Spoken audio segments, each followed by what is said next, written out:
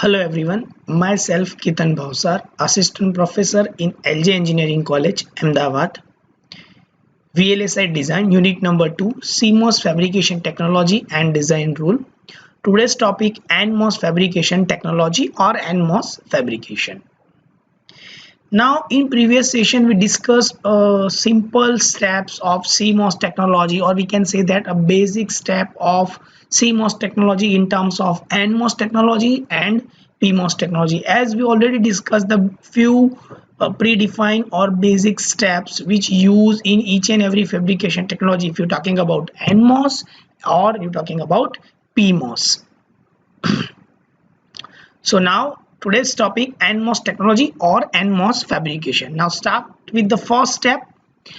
Processing is passed on a single crystal Si of high purity, of which necessary p-types impurity is initialized as the crystal is developed.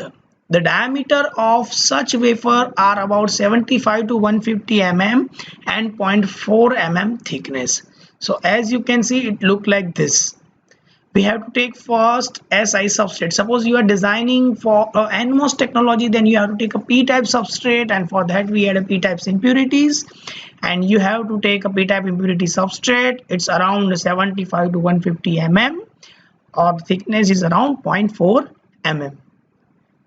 Next step, SiO2 layer is normally 1 micrometer board is grown all over the exterior of the wafer to ground the surface and perform as a barrier to the depon through processing. So we covered that particular Si layer or Si substrate with SiO2 layer. It is generally used to provide the protection, and also it provide a connectivity help to substrate to the terminals. The exterior surface is now enclosed with the photoopposite, which is deposited onto the wafer and spoon to an even distributed of the necessary thickness. So as you can see, now we deposited a photoresist material which generally help to provide the conductivity to the surface. And there are the two types of photoresist material, as we already discussed in previous session. It's a positive photoresist material and negative photoresist material. They both photoresist material is generally used to provide the conductivity between the surfaces, and it is used for creating a surface mounted distribution, and also it helps to provide the conductivity between the substrate impurities to the terminal side.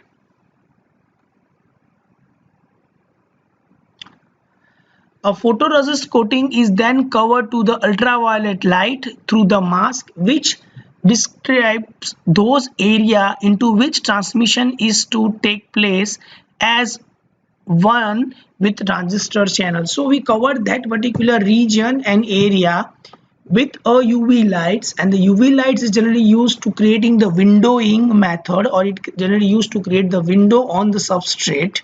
So as you can see, it's look like this.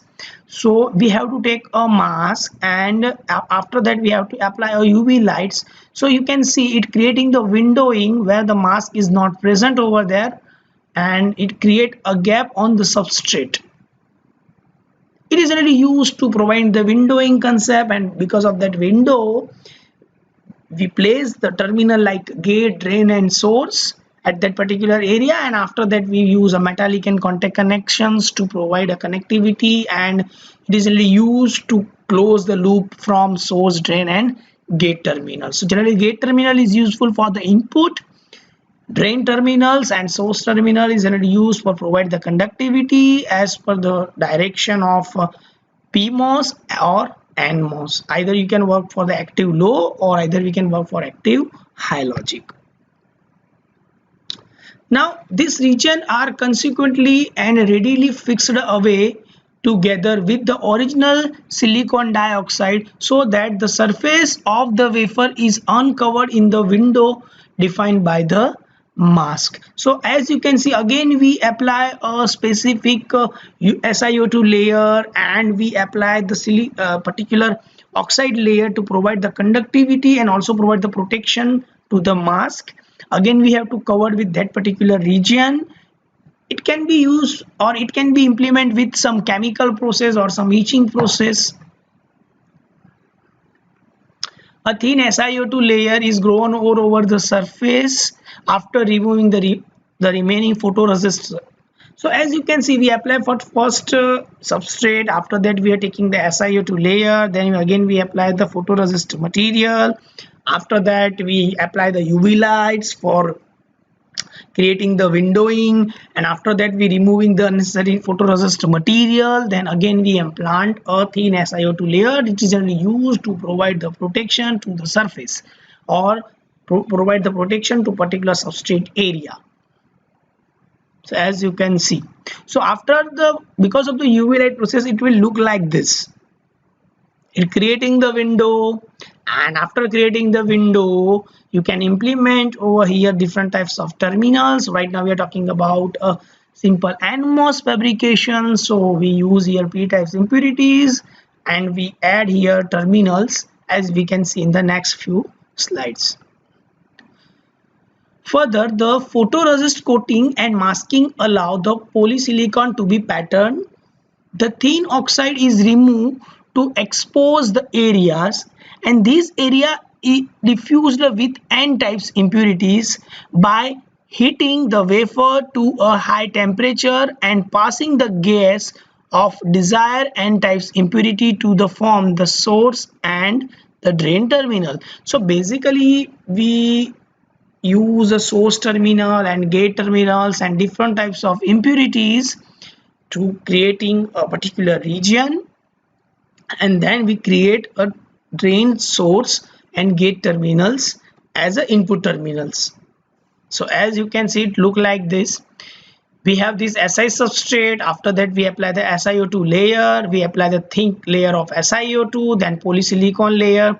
After removing the particular or etching area, we can see the polysilicon is mounted only on the center position, and this area is etching by the chemical process, and that chemical process can be used to allow or select a specific area, or we can say that a region. After that we can see it look like this. Again we apply the thin SiO2 layer. So now question is arising in our mind that why we use SiO2 layer on each and every stage after the fabrication. So the region is very clear, because SiO2 have a higher connectivity, so it is only used to provide the protection to our surface or substrate, and it is used to provide the best connections that the silicon substrate will not break the channel, also it will not break the conductivity between the region. So because of that reason we use SiO2 layer on each and every stage. As we can see, a thin oxide of SiO2 is grown over then masked with photoresist. Now it is etched to expose the selected area of the polysilicon gate, drain and source where connection are to be made. As you can see, it will look like this. We deposited on high temperature and pressure. We have deposited the N plus type of impurities. After that we again grown all over the area with SiO2 layer, and then again we provide the conductivity to the particular area or to the particular region. Now the whole chip has the deposited of the metal over its surface, typically to a thickness of 1 micrometer, and this metal layer is masked and then etched to form the required interconnection patterns. And with help of this interconnection pattern we can develop a specific metallic connections on all over the substrate area and also provide the conductivity between the region. So as you can see, it look like this. You have a substrate, you have a impurities, we add a SiO2 layer. After that we put a metallic connection on the surfaces, and again we provide the metallic connections. It will look like this. We etching this particular area and we removing this particular metallic connections from the substrate. So finally it will look like this, your substrate, the particular type of concept, as you can see. So finally your image or your final mask is look like this. Fine. So what exactly we did in this fabrication step?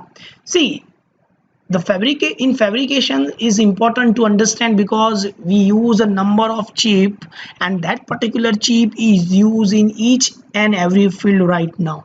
So the question arises in our mind that why, how this chip is really developed and why we use this type of chips. So as the reason is very clear why we use, because of there are the number of reasons we have related to the power consumption, related to the efficiency, accuracy, size issue. We use the chip. Now how the chip is fabricated? So we start with a CMOS technology. Now CMOS is a combination of NMOS and PMOS. So now we start to design the NMOS. For designing the NMOS, we have to take starting the substrate of PMOS or P-type substrate, add the SiO2 layer, photoresist material, put the mask and use a UV lights to creating a high diffusion areas or windowing method. After that, again apply the SiO2 on each and every layer, again apply the photoresist material with help of the chemical process or masking, diffuse the N plus impurities on both the side. After that, again use SiO2 layer, removing the unnecessary photoresist material on the substrate, and after that use metallic connections and remove unnecessary metallic connection and contact cuts, and then you can see and design the final layer, or we can say that design the final masking pattern of SiO2 layer, or we can say that design the final NMOS transistor. Now after that the same process is applied on the PMOS type of transistors. Now as you can see, in the PMOS type of transistor we have the same process on each and every step. We have to just change the substrate and the doping density type, as you can see in this figure. Suppose right now I'm designing a PMOS, so we have to take a substrate of N types of impurities. After taking the N types of impurity, again this step will be same for SiO2 layer, photoresist material. We have to take a mask. This also make a same concept. This is also a same concept for applying the etching on the area and SiO2 layer on the substrate. And here we have to add the P types of impurity instead of the N types of impurities, because right now we are designing a PMOS technology, and for that we have to add a P types of impurity instead of N types of impurities, and it will look like this. This figure is also remain same, SiO2 layer, and here it's a P plus region. It will be created on all over the substrate type.